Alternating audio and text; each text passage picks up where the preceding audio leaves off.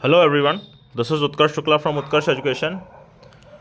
Pedagogy के पहले lecture में आज से हम पढ़ना शुरू करेंगे साइकोलॉजी क्या होती है, उसकी परिभाषा और उससे संबंधित कुछ इतिहास को आज हम इस वीडियो के माध्यम से जानेंगे। पैडागॉजी की इस लेक्चर सीरीज का यूज आप किसी भी एग्ज़ाम में जिसमें पैडागॉजी पूछी जाती है उसमें कर सकते हैं। सभी एग्ज़ाम्स के लिए ये प्लेलिस्ट शुरू हो चुकी है। सभी एग्ज़ाम्स को ये लेक्चर सीरीज कवर करेगी। सीटेट से लेके पीजीटी की पैडागॉजी से लेके कुछ भी पैडागॉजी से संबंधित क्वेश्चन इस लेक्चर सीरीज से और इन नोट्स से जिनसे मैं पढ़ा रहा हूँ, मेरे खुद के नोट्स हैं, उनके माध्यम से ये सब कवर हो जाएगा।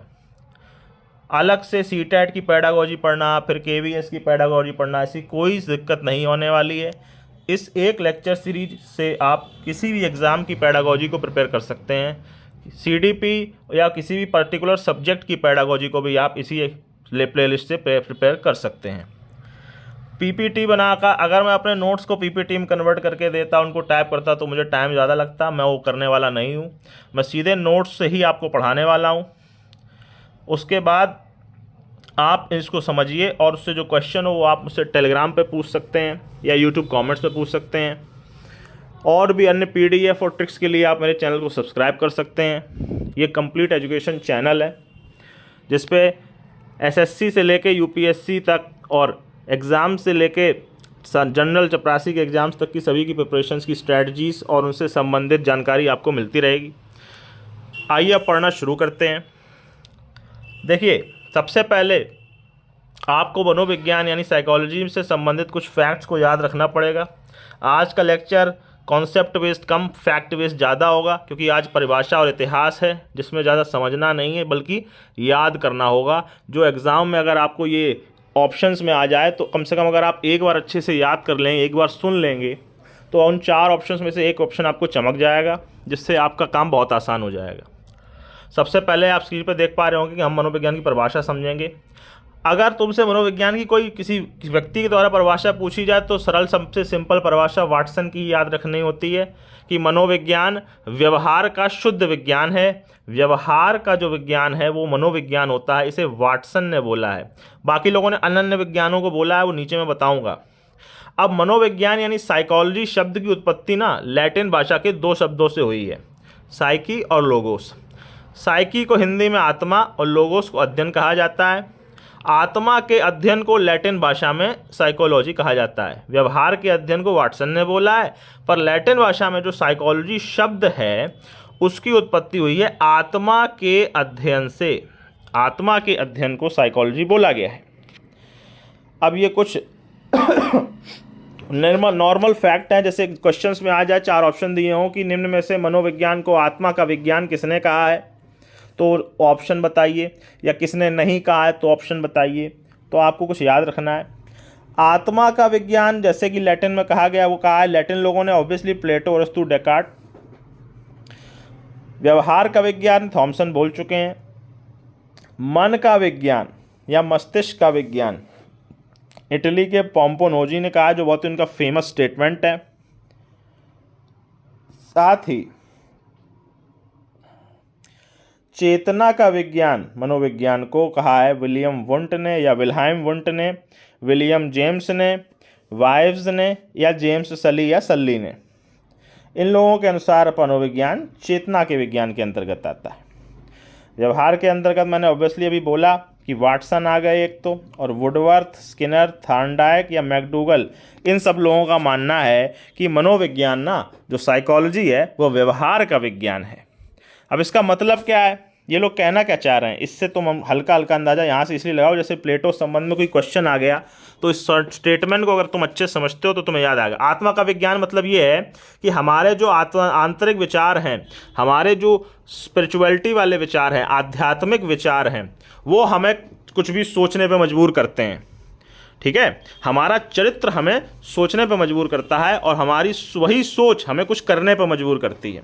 तो इन लोगों के अनुसार हमारा चरित्र हमें फोर्स करेगा सोचने पे, ठीक है, और उसके बाद हम कुछ कामधाम करेंगे उसके अनुसार। तो अगर इन लोगों से आ जाए तो ये दिमाग में रखना कि ये लोग इस प्रकार की बात कर रहे थे। मन या मस्तिष्क का विज्ञान, इसका अर्थ ये था कि हमारे मस्तिष्क में जो भी चल रहा है, मन में जो भी चल रहा है, हमारे मनोविज्ञान पे उसका बहुत बड़ा असर पड़ता है। ये पोम्पोनोजी बोल गए हैं, दोनों का पड़ता है। प्लेटो ने मस्तिष्क या मन का कोई खेल नहीं है, बॉडी माइंड एंड सोल 3 चीज़ें होती हैं, तो सोल वाला खेल है प्लेटो अरस्तू का, माइंड वाला खेल है पोम्पोनोजी का, और चेतना का मतलब होता है कॉन्शियसनेस। कॉन्शियसनेस, तो इनका अर्थ ये है कि हमारे अंदर जो कॉन्शियसनेस है, जो चेतना है, अचेतन सचेतन ये नहीं होता है, सब कॉन्शियसनेस, जो कुछ विचार हमारे अंदर होते हैं पर हमें पता नहीं होते हैं, जो कुछ परिस्थितियों में बाहर आते हैं, और जो विचार हमारे सामने होते हैं जिनके बारे में हम सोच रहे होते हैं, उन्हें कॉन्शियसनेस, चेतन मस्तिष्क की बात कही जाती है। तो इनके अनुसार मनोविज्ञान का सब कॉन्शियसनेस, अचेतना से कोई संबंध नहीं है, केवल चेतना कॉन्शियसनेस से संबंध है। ये सारी बातें दिमाग में रखिएगा। अगली बात, ये बोल रहे हैं व्यवहार का विद्वान है, विज्ञान है मनोविज्ञान। इन द एंड तुम जो कर रहे हो मनोविज्ञान का उसी से संबंध है, बाकी कोई मतलब नहीं है कि तुम सोच क्या रहे हो, तुम्हारे अचेतन मन में क्या है, तुम्हारे दिमाग में क्या है, तुम्हारी आत्मा में क्या है, इन लोगों को उससे कोई मतलब नहीं था। ये सीधा बोले कि व्यवहार से मतलब रखो केवल और केवल। इस तरह से इनके अंतर्गत ये अंतर तुम लोग हल्का हल्का दिमाग में रखना। अब आते हैं शिक्षा मनोविज्ञान, एजुकेशन साइकोलॉजी, जो हम लोगों को पढ़नी है। ये मनोविज्ञान तो नॉर्मल था, इसका पूछा भी कभी नहीं, लेकिन यहाँ से अब जो पढ़ोगे वो सब पूछा जाएगा। शिक्षा मनोविज्ञान क्या होता है, बिल्कुल पूछा जाता है, कई बार पूछा भी जा चुका है। तो स्किनर की परिभाषा सबसे बढ़िया है, शिक्षा से संबंधित संपूर्ण व्यवहार और व्यक्तित्व आएगा इसमें। बस शिक्षा से संबंधित जो दिमाग में है वो व्यक्तित्व है, और जो कर रहे हो वो व्यवहार है, और इस शिक्षा मनोविज्ञान में दोनों आते हैं। ये बात स्किनर ने कही है। अगला, क्रो एंड क्रो की एक परिभाषा है कि पैदा होने से लेकर बूढ़ा होने तक जो जो सीखोगे वो सब शिक्षा मनोविज्ञान में आएगा। ठीक है, पैदा होने से बूढ़े होने तक जो जो सीखोगे वो सब शिक्षा मनोविज्ञान में आएगा। एक बात याद रखना, वृद्धावस्था लिखा है, मरने तक नहीं लिखा है इसमें, वृद्धावस्था तक। एक बार वृद्धावस्था पहुंच गए, सीखना बंद हो गया है। ये क्रोन क्रो बोल गए हैं। अगला, स्टीफन बोल गए हैं कि हमारे शिक्षा का जो विकास है उसका एक क्रम में होना शिक्षा मनोविज्ञान से समझ सकते हो। पहले तुम हल्की चीज़ें सीखोगे, जो नियम नहीं बताए मैंने पिछले लेक्चरों में, सरल से कठिन की ओर, व्यापक से सूक्ष्म की ओर, वो सब उसी नियम के अनुसार जो क्रम चलेगा उसको तुम शिक्षा मनोविज्ञान से समझते हैं। इस तरह से कुछ परिभाषाएं मैंने आपको बताई जो आपकी समझ में आई होंगी। डाउट हो पूछ लेना। अब आओ इतिहास पे। देखो, इतिहास को हल्के में समझना है तो बस इतना समझ लो, जनरली हमारे दिमाग में इतिहास शुरू होगा जब विल्हेम वुंट या विलियम वुंट जो जर्मनी के थे, उन्होंने लीपजिग विश्वविद्यालय में, जो जर्मनी का है, वहाँ मनोविज्ञान की पहली प्रयोगशाला स्थापित की। इससे पहले मनोविज्ञान ना दर्शन शास्त्र, फिलॉसफी का ही एक अंग माना जा रहा है, पर इन्होंने मनोविज्ञान के लिए पहली प्रयोगशाला स्थापित की। इस कारण इन्हें आधुनिक मनोविज्ञान के पिता या प्रायोगिक मनोविज्ञान के पिता भी कहा जाता है। ये संरचनावादी आदमी थे। संरचनावादी मतलब क्या होता है तुम्हें अगले लेक्चर में पता चलेगा, जिसमें मैं तुम्हें मनोविज्ञान बाल जो शिक्षा मनोविज्ञान है उसके संप्रदायों के बारे में बताऊंगा, जो सिलेबस में बहुत इंपॉर्टेंट है। तो 1879 में मनोविज्ञान की पहली प्रयोगशाला इन्होंने लीपजिग विश्वविद्यालय में स्थापित की है। उसी समय विलियम जेम्स ने जो प्रकारवादी है कैम्ब्रिज में स्थापित की। ये रट लेना है, अभी इसको ज़्यादा ध्यान नहीं रखना, बस तुमको रट लेना है। ये तो कर रहे थे। उसके बाद यूरोप में गेस्टाल्टवाद आया। गेस्टाल्ट का मतलब होता है ऑलमोस्ट कंप्लीट। किसी भी शरीर को तुम्हें डिस्क्राइब करना है तो पूरी तरह से डिस्क्राइब करो, केवल उसके हाथ और पैर बता देने से काम नहीं चलेगा। गेस्टाल्टवाद का मतलब बस इतना ही है। ये तीन हो गए, संरचनावादी हो पहले आए, फिर प्रकारवादी, फिर गेस्टाल्ट आए, और उसके बाद व्यवहार आए। जो अभी मैंने बताया था कि जो व्यवहार हो रहा है उसी से मतलब रखना है। वाटसन ने व्यवहारवाद की लहर लाए हैं और इन्होंने अपनी पुस्तक भी लिखी जिसका टाइटल भी व्यवहारवाद ही था। ये सब के बाद सिगमंड फ्रॉयड ने मनोविश्लेषण सिद्धांत दिया और उसके बाद मानवतावादी सिद्धांत आए। इन तीन सिद्धांतों को लहर कहा जाता है साइकोलॉजी में। पहली लहर में क्या हुआ, व्यवहारवाद आया। दूसरी लहर में सिगमंड फ्रॉयड का सिद्धांत आया और तीसरी लहर में मानवतावाद सिद्धांत आया। ये सारे फैक्ट आपको दिमाग में रखने हैं, किसी भी तरीके से घुमा फिरा कर आपसे पूछे जा सकते हैं, इसीलिए नोट्स में सारे फैक्ट आपको मिलेंगे। अब जल्दी जल्दी ये पढ़ लेते हैं कि किस साल क्या हुआ जिससे आपको ये याद रहे। टेबुला रासा अपने आप में बहुत ही इंपॉर्टेंट शब्द है जिसका मतलब होता है खाली स्लेट, ब्लैंक स्लेट, यानी कि बच्चे बिल्कुल ही खाली स्लेट की तरह होते हैं। तुम्हें उस पर जो लिखना है, जो इम्प्रेशन बनाना है, तुम बना सकते हो। ये सबसे पहले जॉन लॉक ने कहा 1690 में।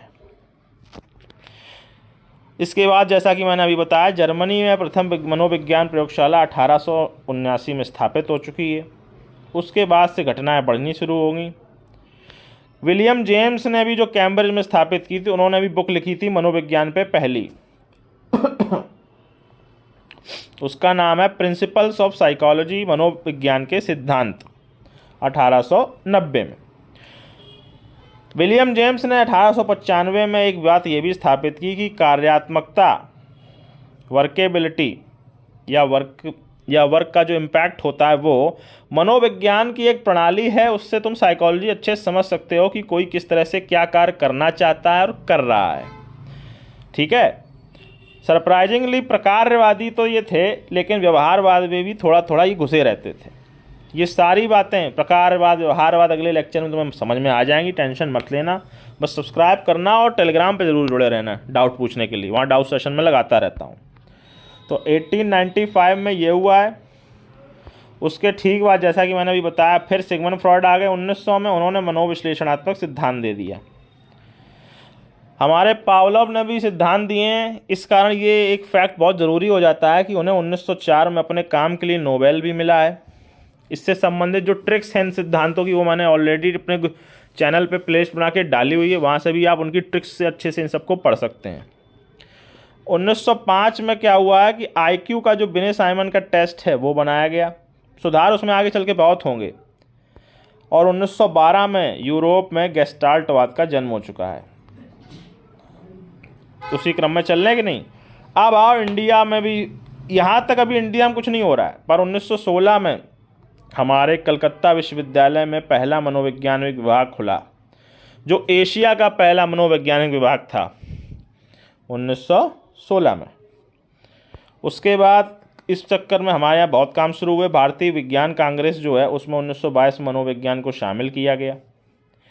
1924 में हमारी साइकोलॉजिकल एसोसिएशन की स्थापना भी हुई, इंडियन साइकोलॉजिकल एसोसिएशन। उसके बाद जो व्यवहारवाद पुस्तक लिखी गई थी ना वाटसन के द्वारा, वो 1924 में लिखी गई थी। और हमारे इंडिया में भी काम शुरू हो चुका था। 1928 में किसी हिंदुस्तानी ने पहली बार मनोविज्ञान पे किताब लिखी, सामाजिक मनोविज्ञान उसका टॉपिक था। हेडिंग जरूरी नहीं है, बस टॉपिक याद रखना, सामाजिक मनोविज्ञान। अब हम आज़ादी के बाद आ चुके हैं यहाँ से 1949। हमारे रक्षा विज्ञान संगठन के मनोवैज्ञानिक अनुसंधान विंग की स्थापना की गई है। मैं रिपीट कर दूं, रक्षा विज्ञान, शिक्षा विज्ञान नहीं, पढ़ाई में नहीं, रक्षा में। दुश्मन की साइकोलॉजी समझना कि कौन सा दुश्मन किस तरीके से वार करेगा, उसके लिए 1949 में आर्मी में मनोवैज्ञानिक अनुसंधान विंग की स्थापना की गई थी, साइकोलॉजिकल रिसर्च विंग। उसके बाद 1951 में क्लाइंट सेंटर्ड थेरेपी शुरू हुई, कार्ल रोजर्स ने। उसके बाद स्किनर की किताब आई, विज्ञान एवं मानव व्यवहार, साइंस एंड ह्यूमन बिहेवियर, 1953। 1954 में अब्राहम मैस्लो ने किताब छापी, प्रेरणा और व्यक्तित्व, मोटिवेशन एंड कैरेक्टर, 1954। उसके बाद इलाहाबाद में हमारे मनोविज्ञान ब्यूरो की स्थापना हुई 1954 में। तो तुम्हें 2 चीज़ें याद रखनी, पहला मनोविज्ञान ब्यूरो का मुख्यालय कहाँ है? इलाहाबाद। कब स्थापना? 1954। अगला भी इसी तरह है, national institute of mental health and neuro science की स्थापना बेंगलोर में हुई है, उसका मुख्यालय बेंगलोर में है, 1955 में हुई है। मानसिक रोगों के लिए पहला अस्पताल 1962 में बना है, जिस समय इंडिया चाइना युद्ध हुआ था। 1978 साइमन ने नोबेल पुरस्कार मिला है, ये एक इम्पॉर्टेंट आदमी थे मनोवैज्ञानिक के क्षेत्र में। उसके बाद हिंदुस्तान में national academy of psychology new Delhi में स्थापना हुई थी 1989 में। और गुड़गांव में राष्ट्रीय मस्तिष्क अनुसंधान की स्थापना 1997 में हुई। तुमको ये सारे साल याद रखने हैं। जो फैक्चुअल क्वेश्चन है यूपी टेट में, खासकर केवीएस में भी आते हैं, उसमें फैक्ट पूछ सकते हैं, इसीलिए तुमको ये सारे फैक्ट याद होने चाहिए। आराम से इसको चाहो तो नोट कर लेना। बाकी समझ में ना आए बार बार देखो, डाउट है पूछो, हमेशा उपलब्ध रहेंगे। इस पैडागॉजी सीरीज को पूरी तरह से फॉलो करना भाई। जो पैडागॉजी के प्रिपरेशन करना चाहता है, अच्छे से प्रिपरेशन हो जाएगी, एक भी लाइन नहीं छूटेगी किसी भी सिलेबस की। ठीक है, थैंक यू वेरी मच, जय हिंद।